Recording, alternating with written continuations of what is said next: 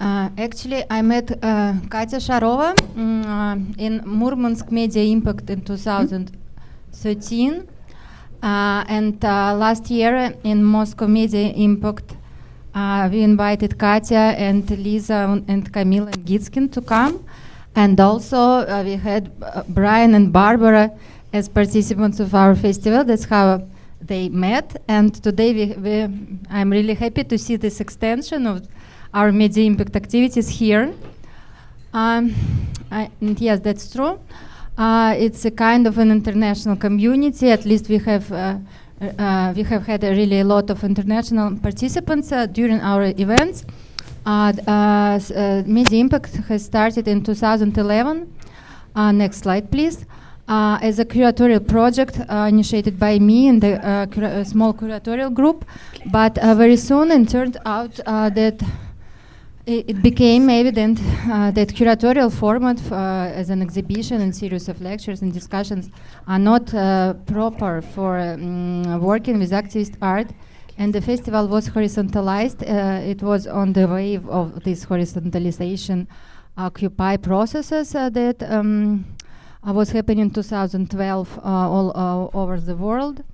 And such things, such movements as Occupy museums. Since then, the project is formed by a self-organized working group of artists, activists, art critics, and philosophers. And it includes a lot of activities. You can see them on the screen. Since then, the festival events was traveling to more than 10 Russian cities and was realized in Moscow for 5 times, the festival. The annual Moscow Festival as the annual final event gathering all together participants that took part in different regional events throughout the year. Actually, activist art, next slide please. The term activist art in Russia has been in use since early 2010s. It's quite not far away from here, but it was developing very quickly. This circle of artists who interacted with the reality in a fundamentally different way, and we can define the role of activist art as a catalyst of social change, and first to anticipate this mass mood of protest. One of the first artists was the Voina group in 2010 in St. Petersburg. Maybe you know this famous art action installation with the dig captured by the FSB. FSB is a Federal Security Service. The building that was in front of this kinetic installation in a kind. The next slide, please, and Pussy Riot that you also know very well, and who even came here after the prison, that they got this imprisonment after this famous Mother of God Chase Putin Away performance in a safe Moscow Christ the Savior Cathedral. And the next slide, please, is so-called monstrations, is annual May Day happenings that have been happening from 2004 till today. They were started in Novosibirsk by Artem Loskotov and his group, and now they're they're happening in also not also but in more than 20 Russian cities, and they have been spreading on a self-organized principle. So so in each city, just local citizens start doing them on the May Day demonstration. The idea is to come with the absurdistic slogans to shake up a boring political procession and to make fun of it. Next slide, please. you also know Piotr Pawlensky, and this fixation performance when the naked artist nailed his scrotum to the cobblestones near the Kremlin as a metaphor for apathy, political indifference, and fatalism of Russian society. Next, please. Okay, and this is the action of Katrin Ninasheva that she realized in this summer, so 2016, and it was called Punishment, and it was dedicated to wars of orphans and the punishment they suffer in repressive psychiatric system in Russia. Katrin tied herself to a bed frame and carried it down the streets and public spaces for 21 days. Next, please. I gave these few examples of very loud, outstanding activist art actions, but they are, as a rule, they don't have any continuation. They are just this loud expression and attempt to attract attention of mass media, of public opinion to certain social and political problems.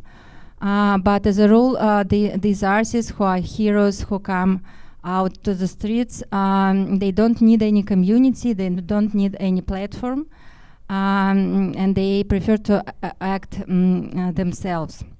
But in this case, with Katrin Ninasheva, this action received it continuation, extension, and so called Partnership of the Mentally Retarded group that was created on the basis of media impact.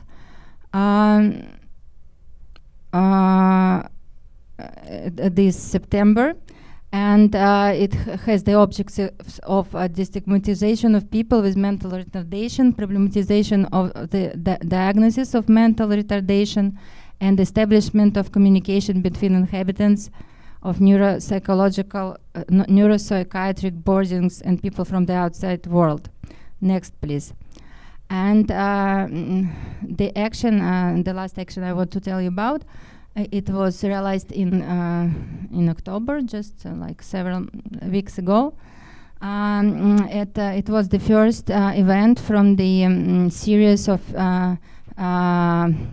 so-called mirror events of Here and There, when we realized some actions here with people from the outside world, with ordinary people, and there in the closed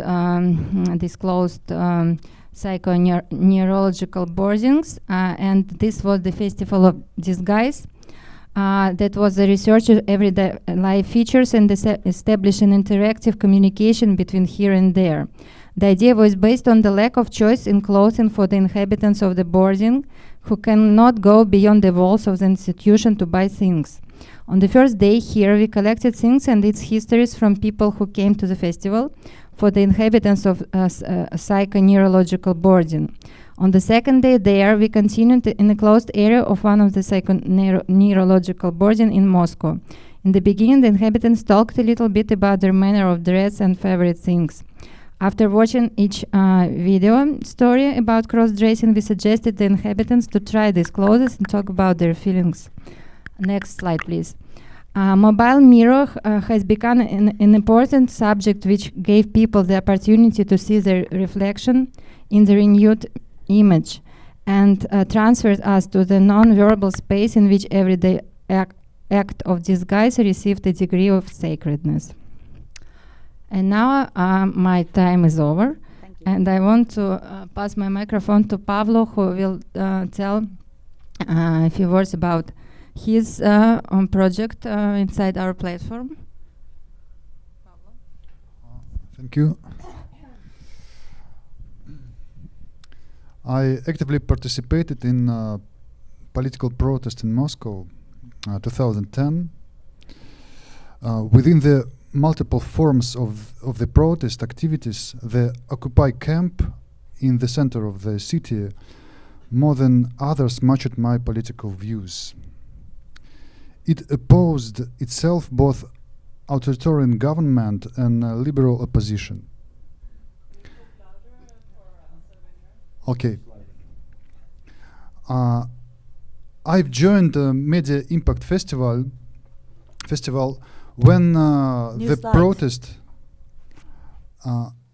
when the protest have exhausted its potentialities in 2012, because this festival gave me the opportunity to implement direct democracy tool for the independent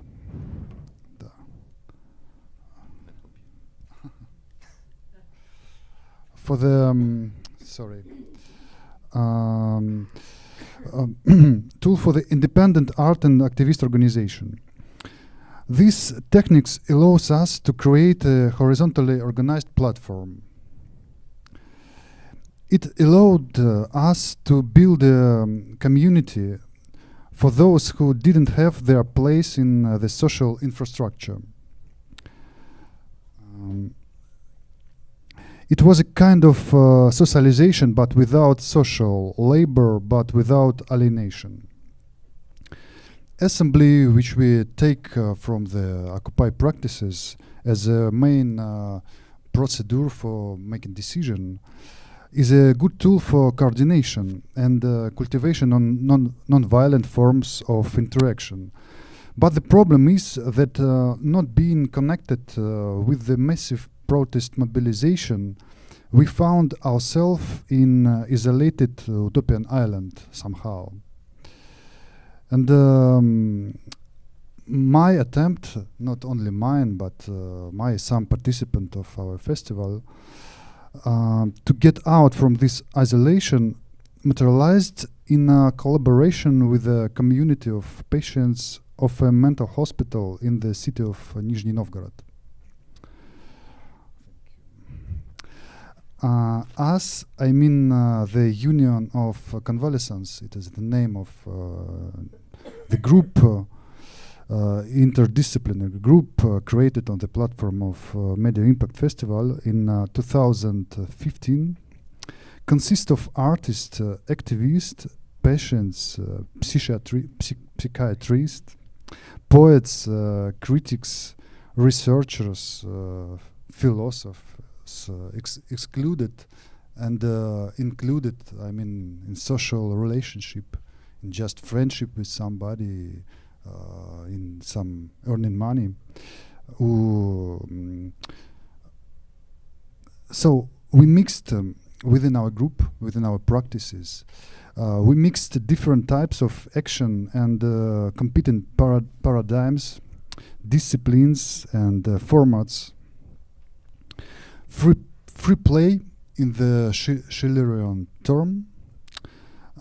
Free play of all these bring us to the so-called aesthetic condition, which is in the same time create a horizon for political liberation.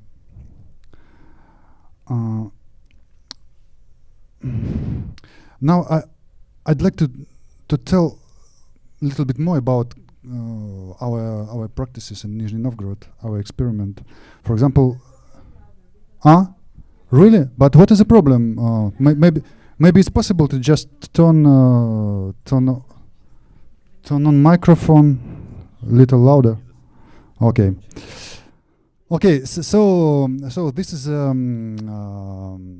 a event in a public space just near the entrance to this mental hospital in which we collaborated. So it is acoustic spectacle made, kind of collage made by the poets of our poets participant of our group, made from the interview with patients of this mental hospital.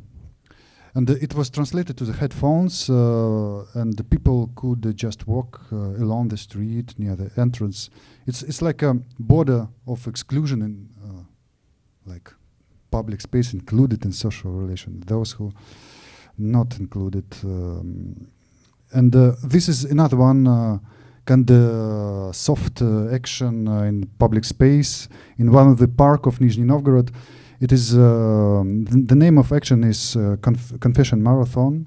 The people talked about their experience of those experience of something which not accepted as normal in society, some special experience.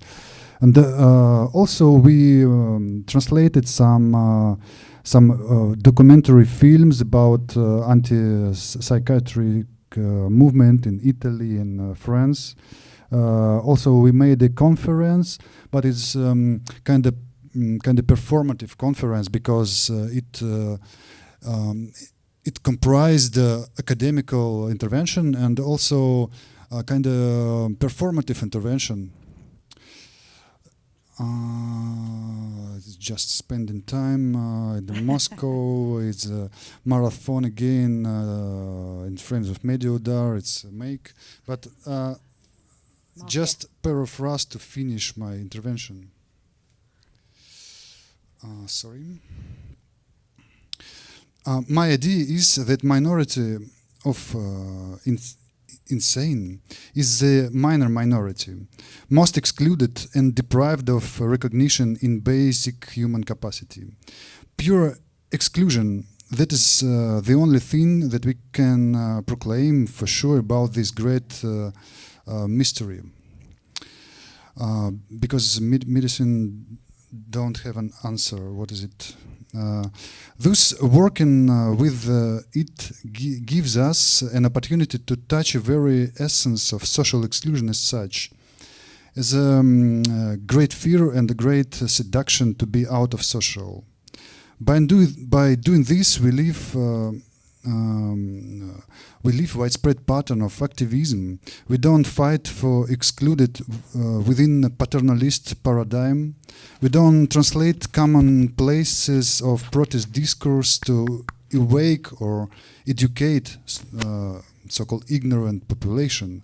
Instead, what we create is open situations of collaboration with those excluded made by themselves, on the border of social within a community made by these efforts. It's all I want to say today. No, Mike. Okay. Hi, my name is Make, or Make, or Anton. I'm from Moscow. I have really little time. I'm an artist. I started doing graffiti a long time ago. Then I got involved into activism and political mobilization, and also I'm teaching urban art and like socially engaged art in one of the Moscow universities. So I'm gonna just show a couple of my works, and I also want to kind of reflect some of the skepticism I kind of got listening a lot of presentations during these 2 days. So my biggest problem is, so my brother, my younger brother, he has like a small theory of the second degree trap, which is something, so usually people, just simple people or just normal people as we call them, or yeah, they are kind of like getting all this information from the TV and they get into the trap of the propaganda. Then kind of cool guys, as we all here, we kind of find ourselves in like smaller communities, and we pretend to be kind of I don't know, activists changing the world for the like better place, and then we actually become really conservatives in how we think and what we do, and then everything we do is we kind of trying to like sustain our like lifestyle. And I was always so, and I kind of like when I travel to Europe, and now we have these problems, kind of war is going on, and it feels like it's kind of like a big war. So I was invited to Amsterdam a couple of years ago, and I wanted to. So a lot of my friends, they kind of speculating on, you know, this image of horrible Russia going to intervene the West, and it's so easy to kind of play this game and get massive attention from the media. But if you say something like kind of wrong in terms of our activist communities, you're not gonna get any attention. Or so yeah, you kind of finding your groups of people or someone's who's gonna sponsor you or someone's who's gonna. So after like being here for 2 days, before I thought I believed in this idea of the hammer that you can shape the reality, blah blah blah. But then after listening to a lot of presentations, I kind of realized I want some autonomy for the first time as an artist. Not because I believe in like bourgeois art world or art market, but because I think this like the activism is too narrow. It's like too simple, and a lot of artists they just speculating on like different ideas or agenda we get from this movement. So yeah, just I come to Amsterdam wearing this like silly outfit of the Russian interventionist or occupiers, and I wanted to occupy Europe, but in another way. And I also got involved in a lot of urban activities, and we have like platform also. So within the Media Impact, we did a lot of interventions in terms of like urban infrastructure, and also we had another platform called Partisaning, and we did a lot of cycling activism. And when I came to Europe this year, I realized there are a lot of cycling paths. So we did tank paths in Vilnius for Russian tanks to occupy Europe. Yeah. So then actually when I got to Amsterdam, I realized I need a tank actually. So I made one. So it's a bike tank. I was protecting Russian women, mostly students of the local Rietveld Academy, from this horrible European tolerance. So yeah, I mean, I'm kind of teasing you, so that's why I kind of like when people say something not so politically correct, and I think that's what artists should do. Then another project that was really like personally important for me, it's another platform, like real platform, and it's another community. I worked as a teacher in a kids camp, working with kids, and it was like amazing experience for me living for 2 weeks with kids, doing and it's in Public Art Resort, which is an amazing place in south of from Moscow, with huge wooden sculptures, and it's like really interesting place and like magical. And we had secret discussion club with kids, discussing drugs and parents and silly things and homosexuality, so stuff like that. And I was mostly moderating what they speak, and then we had funny interventions in this camp. And for me it was really important way of kind of listening to other people and kids' voices, and also we spoke a lot of responsibility within this kids camp, and we tried to actually get control of the whole camp during our like kids protest for more like sweet food and etc. Next. And then for me, I realized the most important. So I used a lot to work with different interventions, creating street signs, guerrilla interventions, navigation, stuff like that. But then I realized I don't want to use any mediums to communicate with people. I started to do MA in sociology in St. Petersburg, and then I realized I want to go somewhere far away from Moscow and move to south of Russia, where we started to do some food like projects. And we also created, so yeah, I end up walking in commute trains, kind of pretending to be illegal seller, but selling art and ideas and giving lectures about contemporary and modern art in commute trains, and then organizing auctions, selling these pieces of art to people. And suddenly it got like really big attention in all the Moscow media, and they wrote down articles about this. And I was thinking about why they noticed this project, because it was made not in Moscow and was not about like political, nothing political about it. And I think they thought that I'm kind of trying to educate these stupid masses supporting Putin, or and it's just like general concern about Russia and Russian policies, and also Moscow intellectuals, and something that was Katya was saying, that everything is concentrated in Moscow, but it's also the knowledge concentrated in Moscow, but also people in Moscow and in St. Petersburg, they kind of separated from the other people. And for me, it was more about just teasing these values of the high art, and I was more interested in how people are going to react. And it's something problematic for me when I watched actions of the Yes Men and projects of Center for Political Beauty.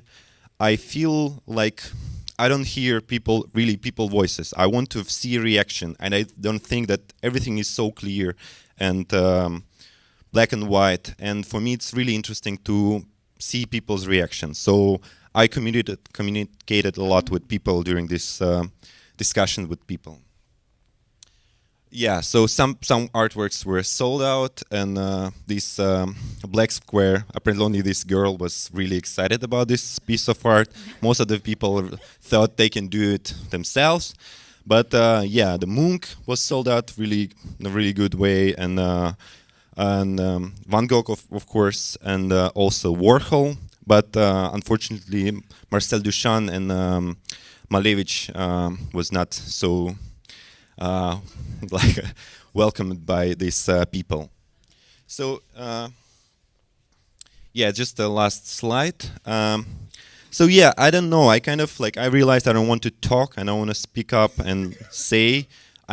I was critical too much, and I would say a lot of critical things about what I listened to here. And I have a lot of questions, but also I don't want to. Maybe we'll discuss it later or now. Yes, and and after the conference we live here, not far from here, and apparently we have some alcohol in our place. So we invite you for a small party in the residency here that we live all together. So come after this talk. Thanks.